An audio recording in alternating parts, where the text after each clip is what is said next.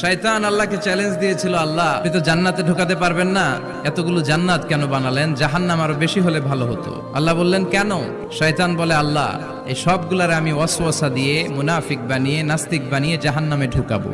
আমি চ্যালেঞ্জ দিলাম, ডান দিক থেকে ধোকা দেব, বা থেকে, সামনে থেকে, পেছন থেকে, নিচ থেকে, রগের শিরা উপশিরায় ঢুকে, মাজরাত দাম যেখান দিয়ে রক্ত চলাচল করে ওখানে ঢুকেও আমি ধোকা দেব। আপনি জান্নাতে ঢুকাবেন কেন? আল্লাহ বললেন তুমি আমারও চ্যালেঞ্জ দাও, এত বড় সাহস, তুমি আমাকে চ্যালেঞ্জ দাও। ওকে ডান, আমিও তোমার চ্যালেঞ্জ নিলাম। তুমি আজীবন ধোকা দিবা, আজীবন তুমি গোমরা করবা, বেনামাজি বানাবা, জালিম বানাবা, কিন্তু আমার বান্দা কোন এক ওয়াক্তের নামাজে মসজিদে ঢুকে অথবা মাঝরাতে ঘুম ভেঙে গেলে তাহাজ্জুদের জায়নামাজে চোখের পানি ছেড়ে যখন ক্ষমা চাইবে, আমি সব গুনাহ মাফ করে দেব। তুই কি করবি? আমরা ভুল করব, শয়তান ওয়াসওয়াসা দিবে আর আল্লাহ মাফ করবে, ঠিক কিনা? দিনের 24 ঘন্টা তিনি বসে থাকেন, কখন আমার বান্দা চোখের পানি ছেড়ে আমার কাছে ক্ষমা চায় আর আমি আল্লাহ ক্ষমা করে দিব।